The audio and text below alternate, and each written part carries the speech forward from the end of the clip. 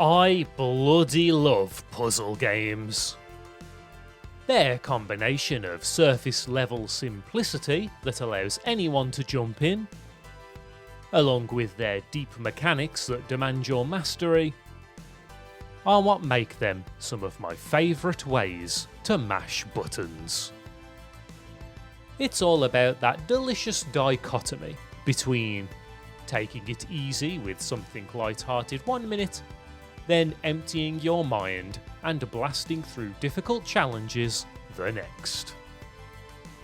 Creating a good puzzle game is an art form. It requires just the right mix of mechanical intrigue, strategic planning, urgency, and, most importantly of all, satisfaction.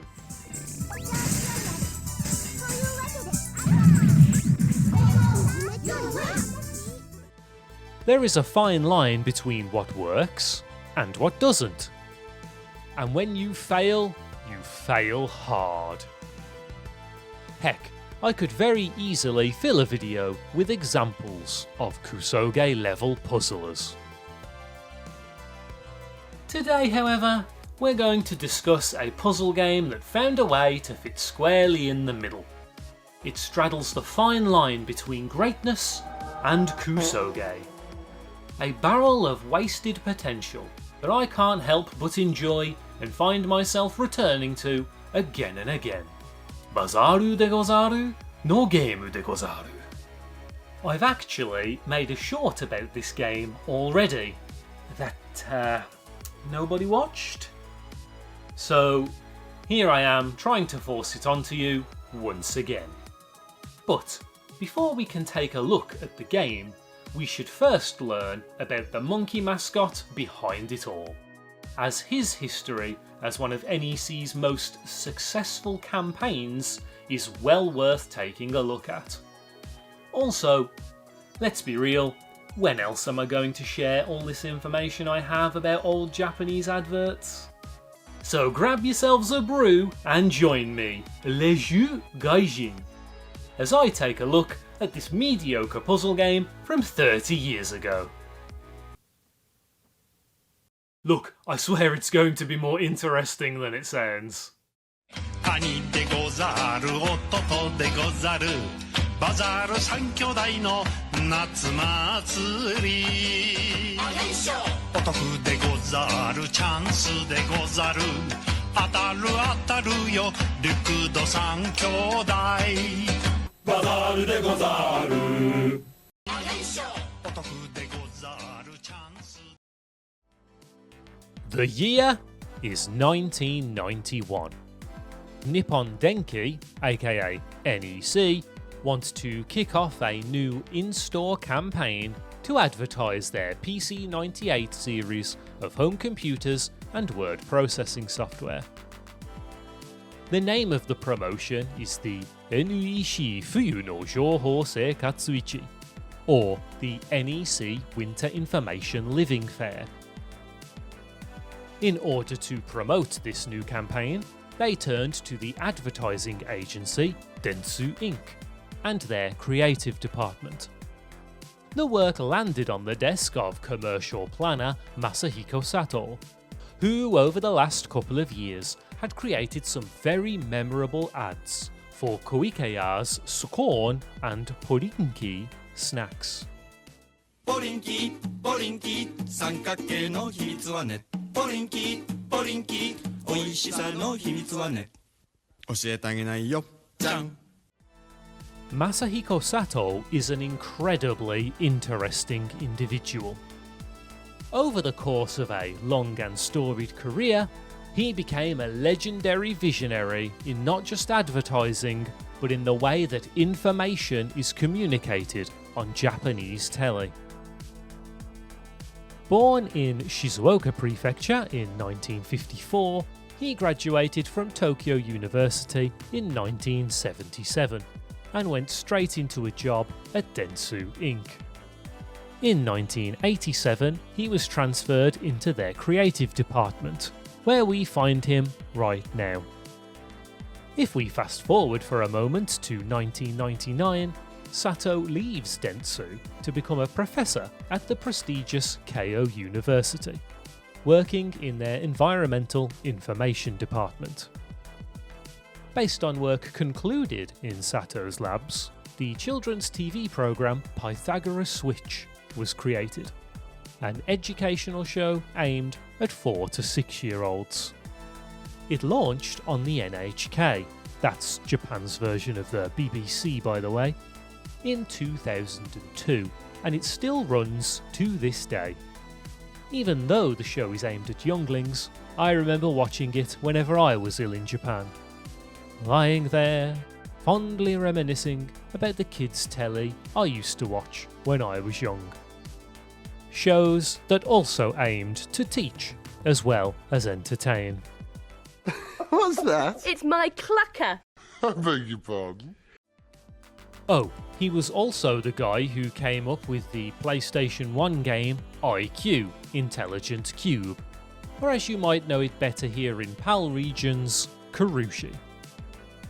If you've never seen it before, it's an abstract puzzle game where giant cubes slowly approach a tiny man inside an infinite black void.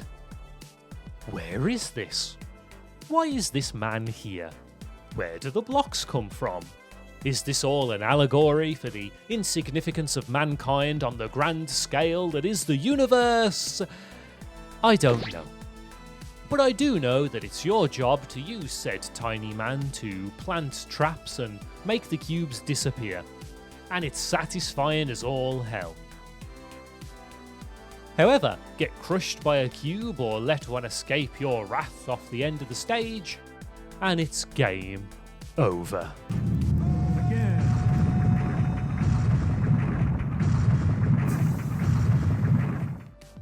Sato was in charge of the concept and planning for the game, and he cites it as his most personal and memorable piece of work, and that I did my utmost to create a world that I would like. It's a great example of a puzzle game that hits all the right notes, and does a bang-up job of encapsulating that weird and experimental PS1 era of gaming. Masahiro Sato. Good job on making an irritating game. Sato was awarded the Purple Medal of Honor in 2013 for his contributions to academia and art. The interview he gave after receiving that award is where those Karushi quotes came from, and it's absolutely fantastic. I'm telling you, if you ever need an inspirational boost, I highly recommend giving it a watch. And the best part is, you don't even need me to translate it for you. It comes complete with proper English subs. Happy days. Right, that's enough background on Sato. I'm sure you all understand how big a deal he is by now. Let's get back to the creation of this NEC ad campaign. So it's 1991, and Sato has just been handed the job of designing NEC's latest ad. After taking a look at the campaign's subtitle, Jouhosei Katsuichi, Sato found himself drawn to the kanji ichi, in this case meaning market or fair. That got him thinking about the loan word Bazaaru or bazaar, and led to the creation of the slogan Bazaaru de Gozaaru, a phrase that requires a little breaking down in order to fully appreciate. This calls for another patented Game Gaijin Japanese lesson.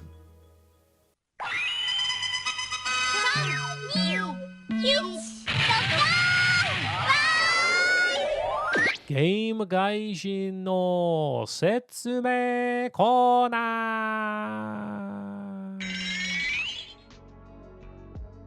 First of all, what does it all mean? Well, to literally translate the phrase, it would be, it's a bazaar. But as is often the case with Japanese, it's a little more nuanced than that.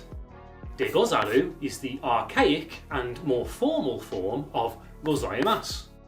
You might recognise this from the morning greeting Ohayo gozaimasu, or from when formally introducing oneself, Game gaijin de gozaimasu.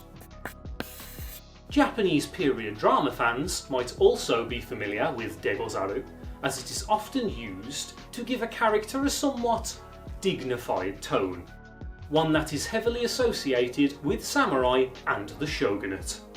But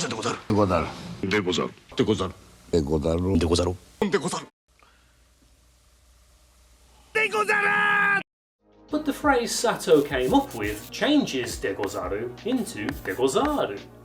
So why is that? Well, this has to do with the flow of the phrase. You see, by making De Gozaaru mirror Bazaaru, it makes for a much catchier phrase, sticks in the mind a bit more. It also plays into something that Sato mentions in his Medal of Honor interview, called voiced sounds. For example, when NEC requested a commercial for their in-store fare and I didn't have a good name for it, I used a methodology called voiced sound era to create a phrase. The phrases Darth Vader or Gogo no Kocha have very strong voiced sounds. It was during this time when I used the voiced sound era methodology to create Bazaaru de Gozaaru and Dango-san Kyodai. Voiced sounds are sounds in Japanese that include dakuten, also known as tenten. These two little dashes change a syllable from one that is soft or voiceless into one that requires you to vibrate your vocal cords, or voiced. Some examples of these would be tanda, sunzu, kenge.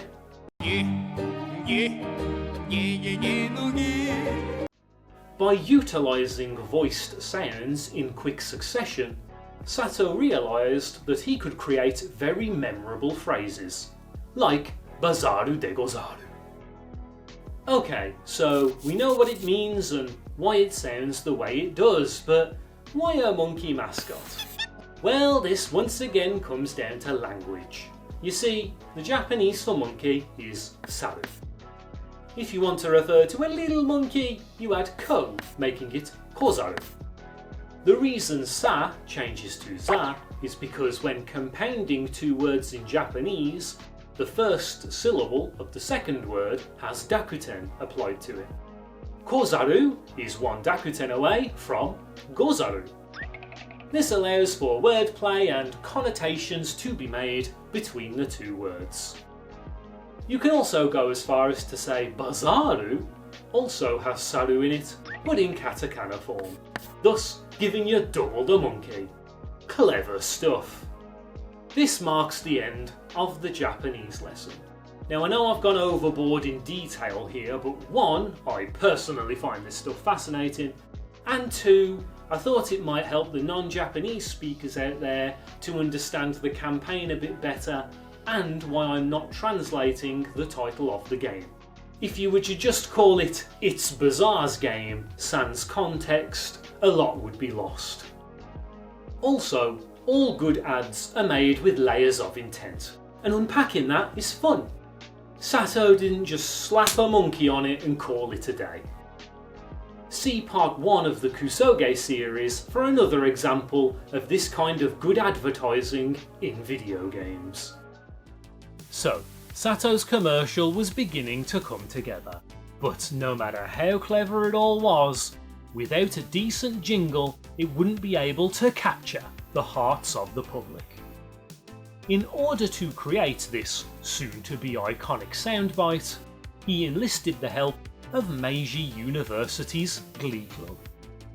Why them? Honestly, I've got no idea.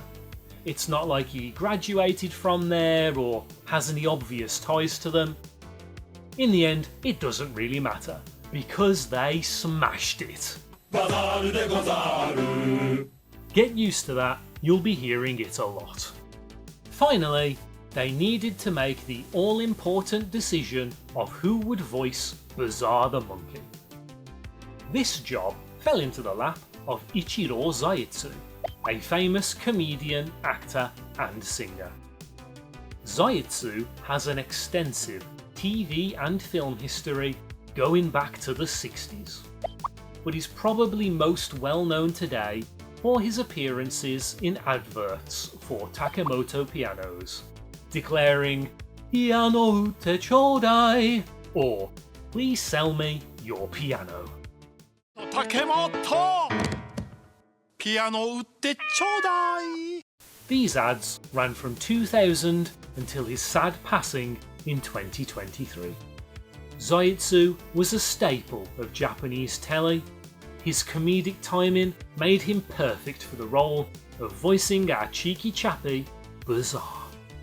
Now that all of the players had come together, the commercial was finished, and it aired for the first time on the 10th of November 1991, kicking off NEC's brand new campaign. Bazaaru de Gozaaru, Bazaaru de Gozaaru, NEC のお店に行くでござる。トーキーでござるが当たるでござる。いや、バナナだ。でも寄り道はいけないでござる。でも目の前のものには弱いでござる。Bazaaru de Gozaaru. Both the advert and campaign were a smash hit. No doubt helped by the catchiness of the jingle and Zaitsu's phenomenal performance as Bazaar. The speed and rhythm with which he delivered his lines is almost hypnotic. In fact, the campaign was so successful that NEC continued it over the next few years, starting what was referred to as the Bazaar Boom. This saw the character goods offered through the campaign's raffles soar in popularity. Kids were imitating the classic jingle en masse, and Bazaar was raking in the advertising awards. They would also use the ads to expand what I call the Bazaarverse, introducing Bazaar's 11 other family members plus some side characters. The main additions were Bazaar's older brother Jean-Claude and a little brother Small. Yes, I have to say them like that. Jean-Claude, Small. These three brothers would feature heavily in adverts and promotional material moving forward, even getting their own single in 1994 called Bazaaru Sankyodai Ondo, or Three Bazaar Brothers Folk Song. It was sung by Zaitsu and reportedly sold more than 25,000 copies during its initial release.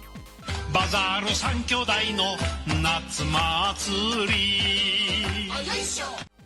In the end, NEC used Bazaar in ads for more than a decade, with his last appearance being in 2004. A total of 24 adverts were created, all voiced by Zaitsu, showing our monkey friend desperate for bargains at the local NEC store. And that is Bazaaru de Gozaaru, the story behind a very famous monkey. I'm forgetting something. Oh god, yeah? This was all just pretense to talk about the game? Let's do that then. Right, it's time to ruin the illusion. I'm recording this on a different day. Come over here. Come here. Up he comes. I got my sister's corgi deku today. As long as you're going to be well behaved, I'll be able to record and there won't be any noise. Are you going to be well behaved? I'll take that as a yes. Alright, let's get down. Come on. Okay, let's get recording. Bazaaru de Gozaaru no Game de Gozaaru is a puzzle game that released on the PCEngine CD-ROM 2 in 1996. It centres around you picking actions from a preset list in order to help Bazaar reach the goal at the end of each stage. Oh, sorry, I've missed something from the script here. Hold up copy of game. Ah, a little bit of wishful thinking from script gaijin there. Unfortunately, I do not own a copy of this game, as it didn't sell very well, so it's pretty rare. Actually, I've only ever seen it in person twice. The first time was back when I was living in Nagoya, and the cover and obi was so heavily sun-bleached they'd turned completely white. Oh no! The second time was last year, during a trip to Akiba's Mandarake, and, well, I think you can guess how that went. Why are we still here? Just to suffer? But hey, I love the PCEngine. It has, in my humble opinion, some of the finest sprite work in all of retro. However, if you're not familiar with the ins and outs of it all, it can be a bit tricky. I mean, this game came out on the PCEngine Super CD-ROM 2. Or is it Super CD-ROM-ROM? Hang on a sec. Let's see here. Oh, it's actually Super CD-ROM-ROM. I never realised that until now. I always assumed it was like ROM 2 or ROM squared. Huh. Anyway, I realised that to the uninitiated, this all sounds like word soup. Time to get the blackboard back out.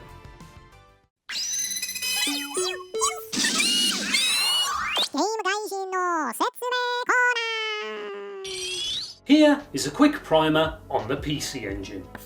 Initially released in 1987 by NEC, yes, the same company that commissioned the creation of Bazaar, it was the first 16-bit console released in the home, beating the Mega Drive by 1 year. It was actually an 8-bit CPU coupled with a 16-bit graphics processor. But we don't really have time to get into the nitty-gritty. This is supposed to be a quick primer. You might know it better for its international name, the TurboGrafx 16.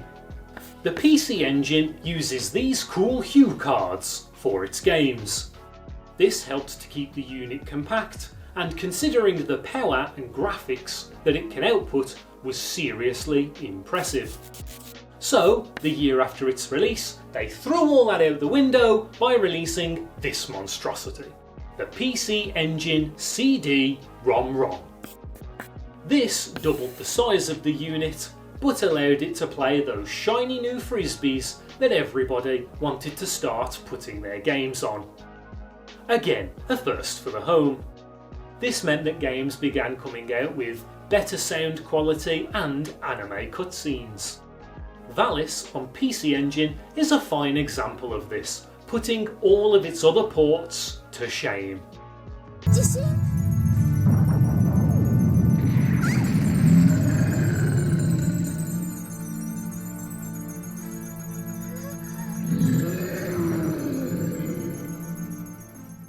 But you didn't just need the CD-ROM add-on, you also needed a special hue card that told the system to run CDs. Then in 1991 they upgraded the CD unit into the Super CD-ROM-ROM. This new add-on essentially came with more RAM. But a new add-on means a new system hue card, so the Super System Hue card was born. If you already owned the CD add-on, all you had to do was replace your existing system hue card with its new super form. Easy. But what if you didn't already own the CD-ROM add-on for your core system? Well, in that case, the Super CD-ROM-ROM unit was for you. This was a brand new CD add-on that had the Super System Hue card already built in. Look, it clamps on just like a head crab. Well, what if you don't own a PCEngine at all and can't be arsed to faff about with all that? Fear not, you can grab the PCEngine Duo instead. This combined the core, CD add-on, and Super System HuCard all into one neat box. They would also release updated versions down the line in the forms of the PCEngine Duo R and Duo RX, the latter of which came with this sick 6-button controller. Confused yet? Well, in 1994, NEC released the Arcade Card Pro to give the Super CD-ROM even more RAM for even fancier games. But the Arcade Card Pro was designed for the Super CD-ROM add-on and was intended to replace the Super System card. So, if you had a Super CD-ROM unit, a Duo R, or a Duo RX system, you didn't have a Super System card to swap out. This meant you had to buy a completely different card called the Arcade Card Duo that would add arcade functionality to your system because you already have the Super System card built in to the goddamn machine. Oof, just give me a minute. I'm trying not to pass out. Bloody hell.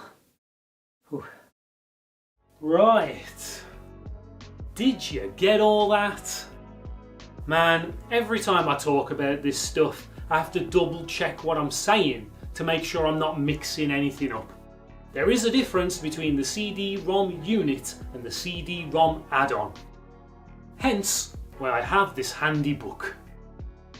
By the way, none of this factors in the existence of the PCEngine TurboGrafx, a system that only had 5 games made for it, or the Laser Active add-on. But we don't need to get that deep into PCEngine lore today. All you need to know is that if you want to play Bazaaru de Gozaaru, you'll need some combination of PCEngine that can play CDs and has access to a Super System HuCard, be that built into the system or plugged in. Right, now back to me. Alright. No more tangents now. It's finally time to talk about the game. So, let's just see what we got here. This game was developed by Game Freak.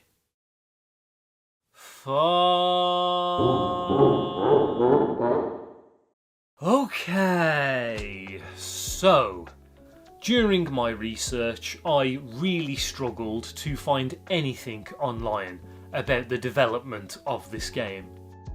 Being released 5 months after Pokemon Red and Green would do that, I suppose. So guess what? Yep, I did it again. I bought more magazines, translated more articles, and tried to dig up any information I could about our boy Bazaar. This first one, Design in the Field from December 1995, was, admittedly, a bit of a bust. All it does is spotlight Satoshi Tajiri, director of the original Pokemon games, and talks about how said upcoming games will use the link cable in new and innovative ways.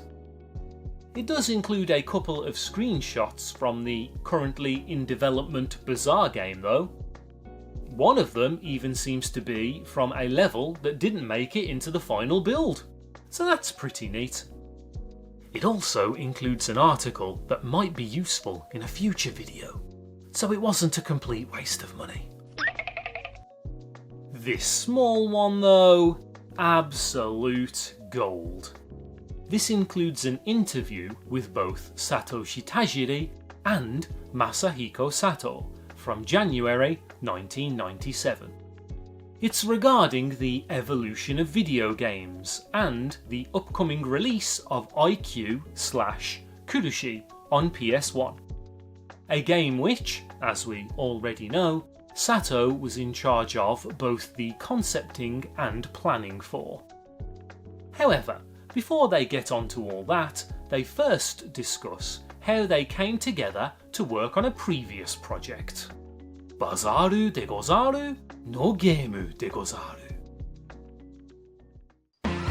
Who's that Pokemon? It's Bazaaru de Gozaaru. When initially approached by NEC to make a game based on Bazaar, Sato had no idea who Tajiri was, and it was actually NEC that picked Game Freak to create the game. Sato wasn't completely sold on the idea of making a Bazaar game at all, and was planning on turning it down, stating the reason as, "It is tough to manage Bazaar's tone. Even in advertising, different artists are used for commercials and graphics.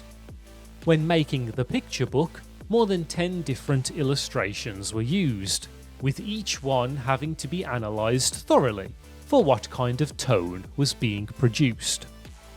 So, if it were to be made into a game, it's not something that can be easily left up to someone else." Sato's concerns here are rather refreshing. I don't think in today's hyper-capitalistic, attention-driven society there's much room to be concerned with matching something's tone. I respect him for sticking to his principles. He isn't heralded as a visionary for nothing, I suppose. Tajiri also makes a remark on this later in the interview. "When I first saw the Bazaar character, even though at a glance the design seemed quite simple, I could tell that it had been created with a discerning eye for detail." Well, Sato clearly didn't turn the game down because it got made. So what changed? According to this interview, it was thanks to the behaviour of the people representing NEC. Sato recalls their actions during a meeting with Tajiri at Game Freak's offices. "When we actually sat down to discuss it, the people at NEC were scared of Tajiri-san. They were saying things like, 'Please tell us if you plan to quit early.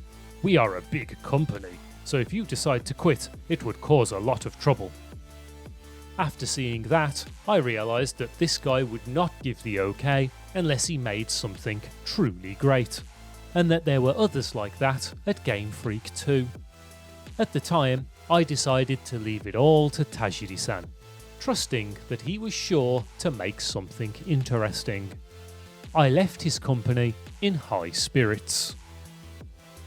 So it was Tajiri standing up to the skittish behaviour of NEC that made him realise they were quite alike in how they approached their work. This led Tajiri to strive to come up with an idea that would match Sato's passion for the monkey mascot. He did this by taking a similar approach to the one he took with Pokemon, by going back to basics and drawing on his own thoughts and experiences. He was unsure if this style of production would suit NEC, since it would be quite time-consuming. However, with the time he had been allotted, he felt the job could be done, and Game Freak got to work. Game Freak was a small company at the time, with only a handful of games to their name. On top of that, this game was in development alongside Pokemon Red and Green. This means that a lot of famous names had a hand in bringing the Bazaar game to life. Direction and games design was handled by Junichi Yoshizawa, who also directed Ape Escape Academy and Ape Escape P on PSP, was a producer on all 3 Patapon games, and was both a line manager and business producer for Metaphor ReFantazio. I will not let this opportunity pass! Shunichi Masuda was one of the programmers, who you no doubt know as the composer and sound effects guy on the original Pokemon games, and the director for most of the Pokemon games, from Crystal through to Black and White. Ken Sugimori did the graphics, the man behind the amazing illustrations for Pokemon, in both character and monster forms. But what you might not know him for is being the director of both Pulseman and Drill Dozer, 2 incredibly underrated Game Freak platformers for the Mega Drive and GBA respectively. I highly recommend giving both of them a go. The game's music was handled by Go Ichinose, the legendary composer who has written music for every mainline Pokemon game since the original Gold and Silver. It's thanks to him we have bangers like this.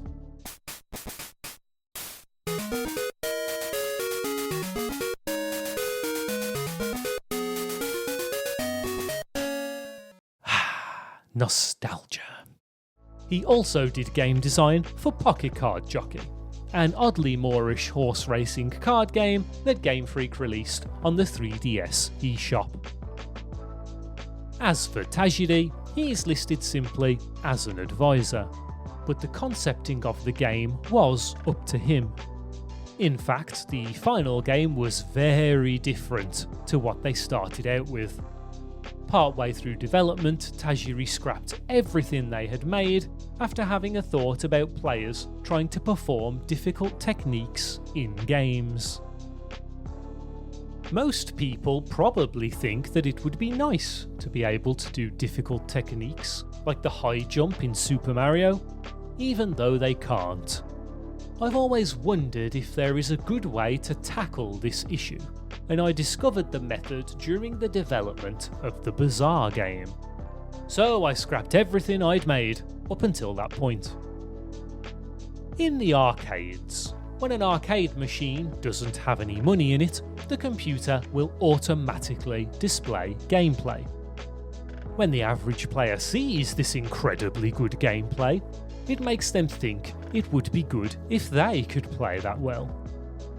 Despite that, I don't think it's very interesting just watching the screen and not playing the game yourself. But I figured that with a couple of changes, I could make an interesting game.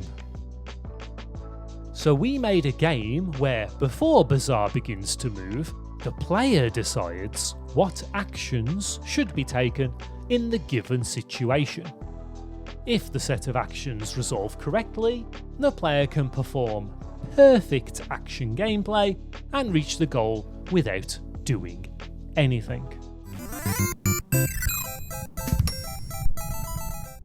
This innovation changed the way that Tajiri thought about games.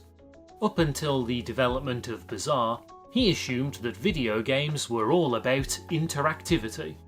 To quote him again, "There is a player and screen being connected by a controller, and as your will is fed back to you on screen, a pleasurable feeling is produced."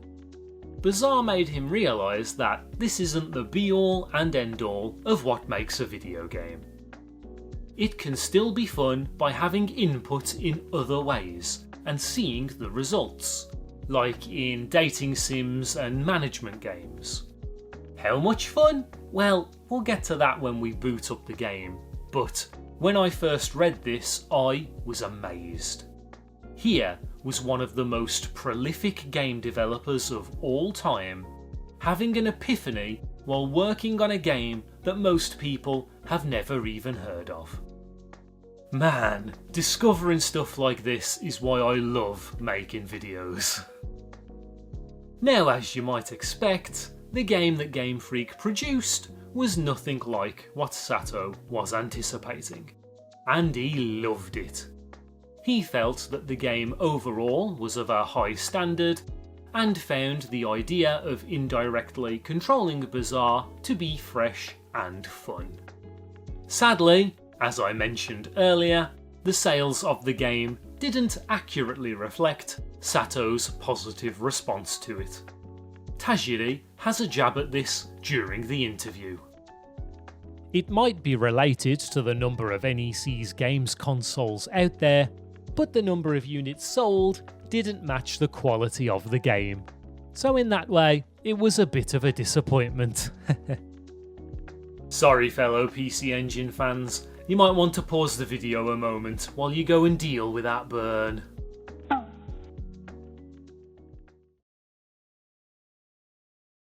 With all that out of the way, let's actually take a look at the game, shall we? It only took about 15 minutes worth of preamble. I'm not wearing different clothes, you're wearing different clothes.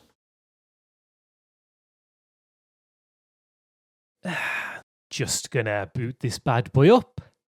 Bazaaru de Gozaaru. Classic.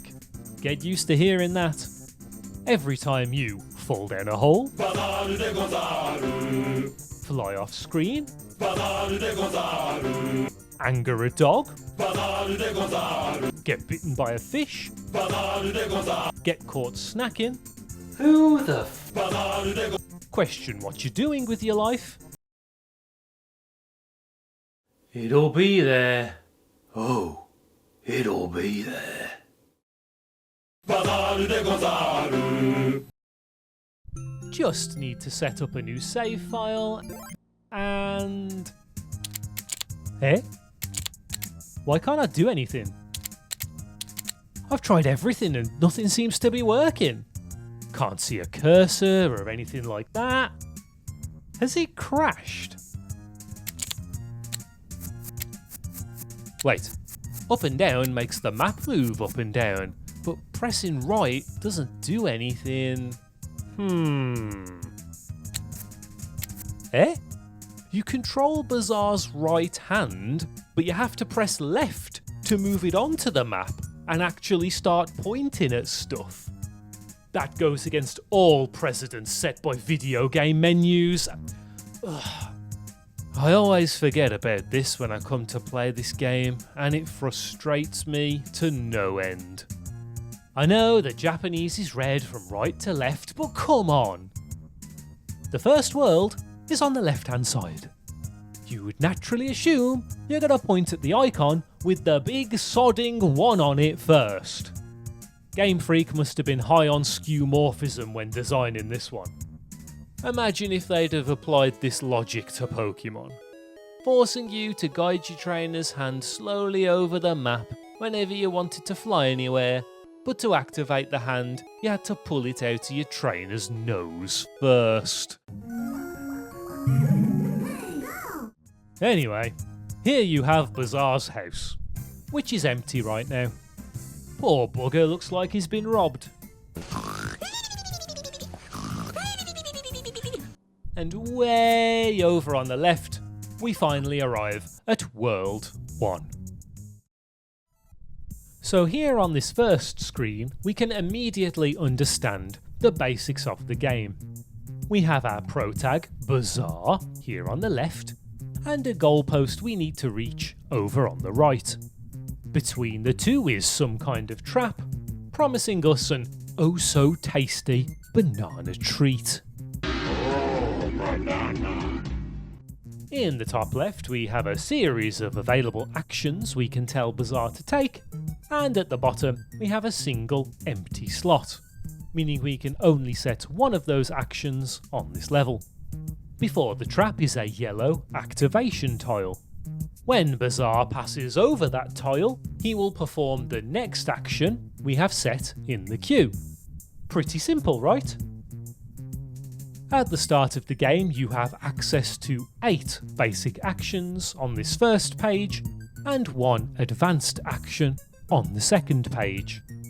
The 8 simple actions are: walk left or right, jump left or right, sit, roll, spin, and push.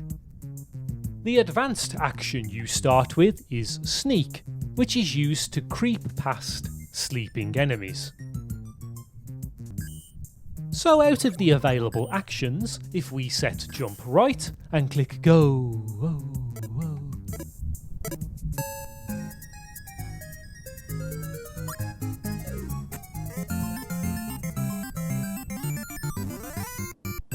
congratulations, you did it! Just another 79 of those to go.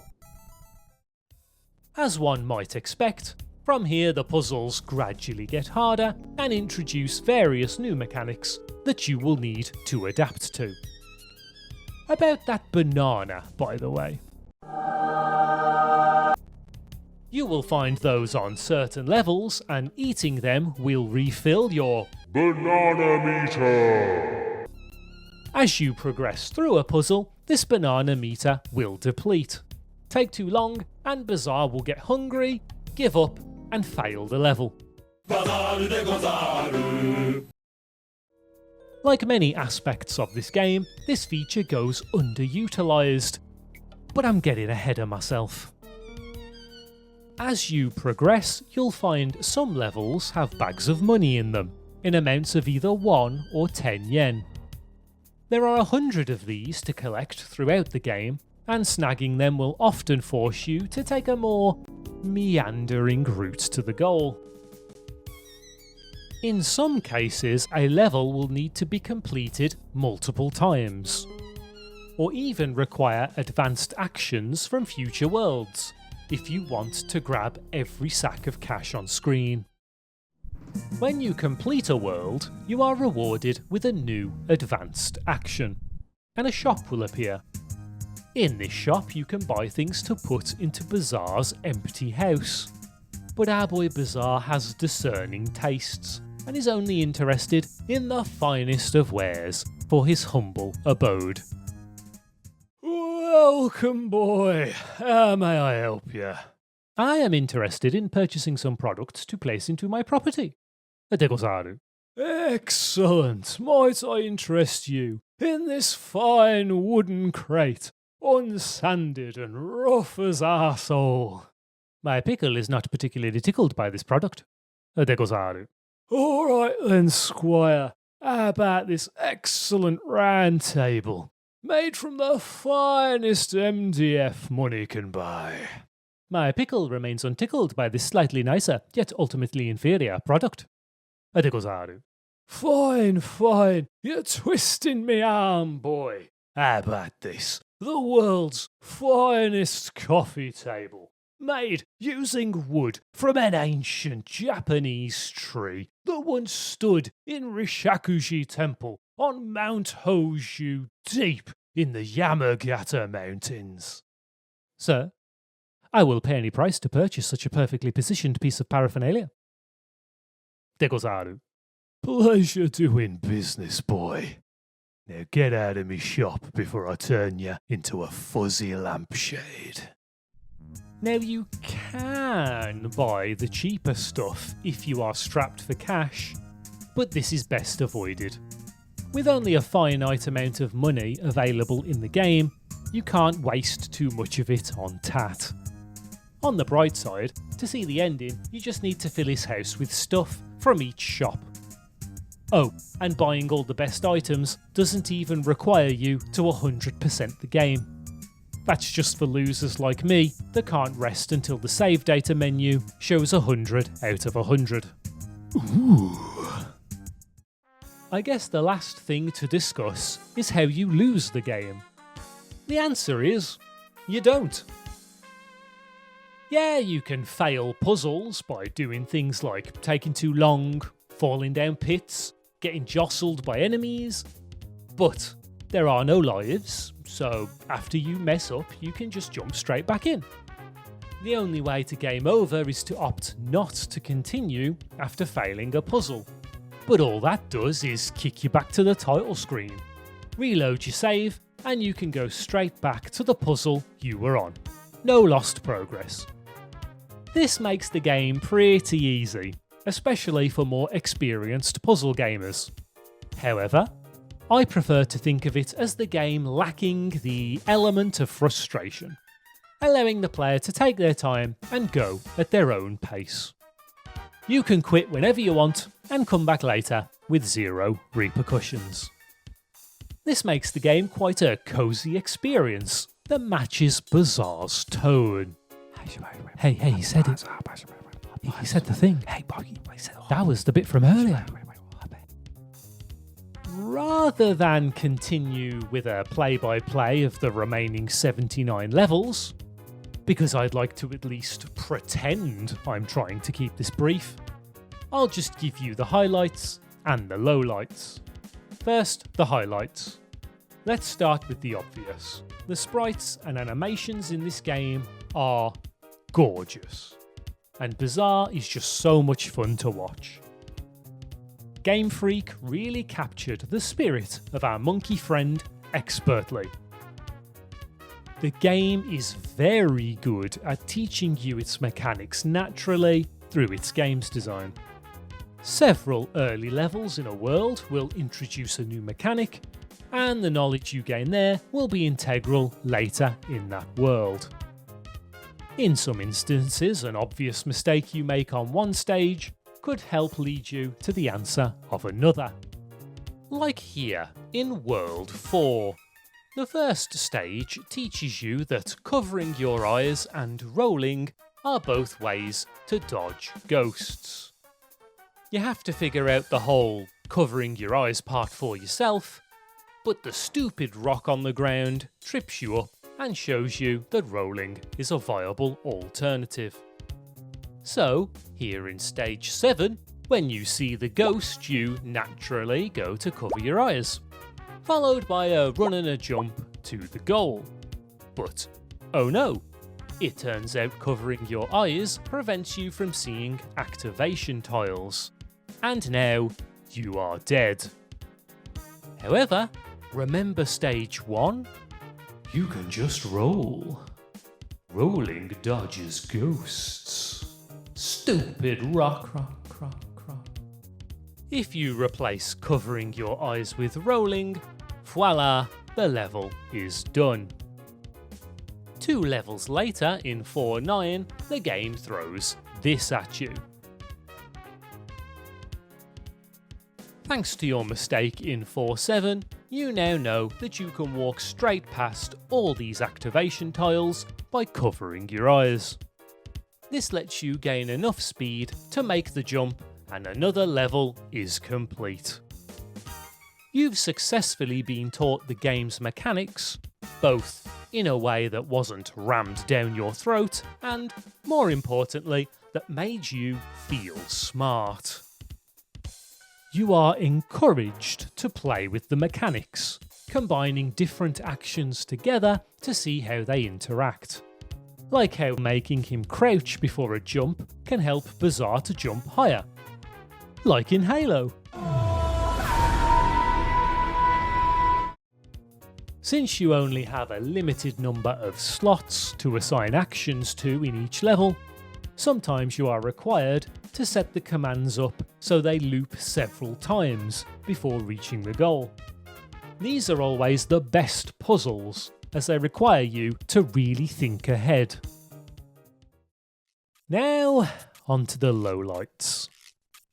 While the aspect of needing abilities from later in the game to get certain coins is a nice touch, it's very sparsely used.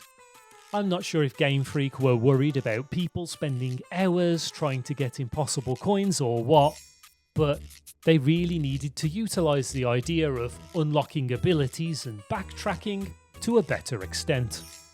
This goes for levels requiring multiple clears to get all the coins too. Nice idea, but it's only used a handful of times. Speaking of money, sometimes it's just placed really poorly. On a couple of occasions, I found that there would be this really cool and well thought out looking level, but the route that picks up the coins just skips over it all. Surely it should have been the other way around. You should want people to play more of your game, not less. Finally, the banana meter. Oh, the banana meter. Sorry. Banana meter! This little guy doesn't really become a potential issue until right at the end of the game. Honestly, I always forget it's there until I get to space and the levels are so convoluted that I need to start considering grabbing en route nanas. This could have been a great way to make the game more challenging. Add in a hard mode where your banana meter depletes quicker, forcing you to try and pick up bananas on the shorter levels, without impacting the more casual people who are just after some monkey magic. But I guess that wouldn't really be in the spirit of Bazaar. Maybe that's the answer to all of these so-called lowlights. To have included these improvements just wouldn't have been the Bazaar way. Wait, this game has fall damage! The final puzzle of the game, set in space, is this monstrosity.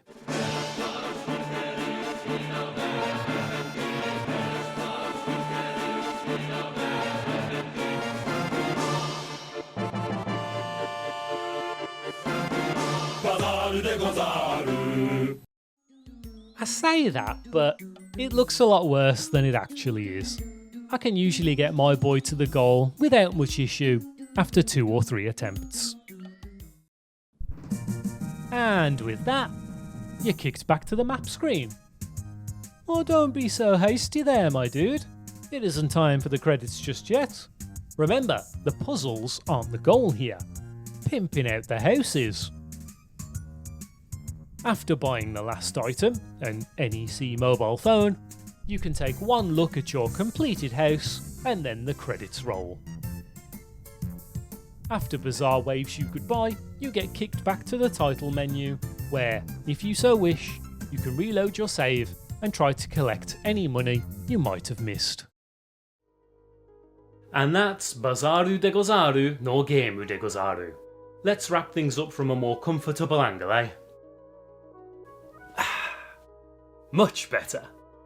Now, in terms of a puzzle game, it's pretty mediocre.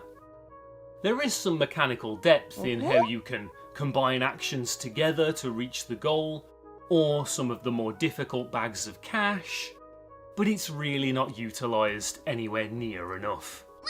Some of the levels do require a lot of strategic planning, but they're all crammed into the last couple of worlds. Also, the game has zero urgency. It's truly the epitome of taking it easy and going at your own pace. This really works to the game's advantage, allowing for easy pick-up and put-down play. This would make it great for handheld gaming, so it's truly a shame that it's not on a Hue card that could have made use of the PCEngine GT or the more modern Analog Pocket. The satisfaction felt when playing this game is immeasurable, to me at least. Setting up all the little actions, clicking go, watching Bazaar shake and bake his way towards the goal, or down the nearest pit, or straight into a dog's face. It's just fun, and I can't help but enjoy myself. It isn't just the character designs and the animations either. There's a cosy atmosphere, the history behind it all, the ads themselves, that awesome jingle. It all comes together in one package to make, well, Bazaar. De Gozaaru. This media titan you probably hadn't heard of until about half an hour ago. Game Freak really did achieve Sato's vision. They managed to distill Bazaar's essence in video game form. It is a shame that this game sold as poorly as it did, but I completely understand why. It was greeted by a landscape that included the Sony PlayStation and the Sega Saturn. Games were getting bigger, fancier, and including more dimensions than ever before. Against those odds, this simple puzzle game about a cheeky chimp, on a console that has more add-ons than you've had hot dinners, didn't really stand a hope in hell. But that didn't stop people from falling in love with Bazaar. Now, this was supposed to be the part where I gave you all some good news, as it turns out that Bazaar is still around today. Since his retirement in 2004, NEC have continued to update his official website every single year with printable desktop calendars, memo templates and book covers. I think it's really cool that NEC have kept him alive for more than 20 years after his ads finished airing. However, I regret to inform you that, during some last minute reading, I found that back in December, NEC announced that 2026 will be Bazaar's final year. After 35 years of service, Bazaar, Jean-Claude, Small, and the whole family will finally be retired. Still, that doesn't stop them from living on in our hearts. In spite of its low difficulty, wasted potential, and various other shortcomings, I can't help but find myself returning to Bazaaru de Gozaaru every couple of years. Both the game and Bazaar himself have this weird, magnetic attraction that just keeps pulling me back. This is no doubt the result of having been designed by people who clearly care a lot about art and video gaming as a medium.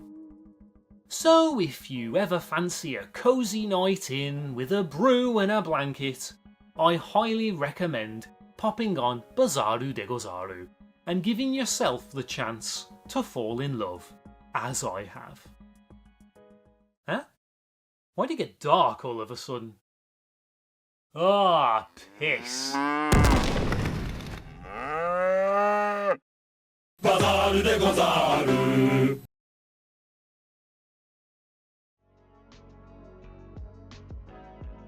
Thanks for watching and for taking the time to sit through this video all the way until the end. I also want to thank everyone that supports me on Twitch and Ko-Fi, whatever it is. Without you, I'd be unable to keep working on these videos and unearthing new info from weird, obscure old magazines. Apologies that this came out so late. I had to shelve it mid-script last year to work on the DQ video, which also came out late. But the last 4 months have been all go to cram as much of my love for Bazaar into the video as possible. Hence the rather long runtime. Oh, fun fact, the original plan involved buying a Bloodhound Gang style monkey suit, because I'm a very serious YouTuber who should be taken very seriously, but I forgot about it until I sat down to start filming. Sorry for denying you that. We'll save it for the next monkey-oriented video, eh? My main reason for doing this whole end talk is actually about the interview that Tajiri and Sato did. The whole thing is about 7 pages in total, but this video merely scratches the surface. The Bazaar stuff was only about 1.5 pages of that. The rest of the interview is about games design philosophy in the mid-90s. Sato and Tajiri break down their creative processes and, of course, talk about Pokemon and Kurushi. Maybe it's something we can look back on in the future. If you guys are interested, let me know. Speaking of future videos, I'm going to go back to analysing Kusoge in the next one. I did have another video planned and mostly scripted, but honestly I just want to go back to talking about Kusoge now. I'll get straight onto it after a short break. Maybe I'll replay Chrono Trigger. Anyway, follow and all that good stuff if you haven't already. My Twitch and Ko-Fi exist, please go look at them if you're so inclined. I stream 3 times a week, both on Twitch and over on the VODs channel here on YouTube. Big thanks again to all of my supporters, and until next time, ta-ra ta-ra, ta-ra.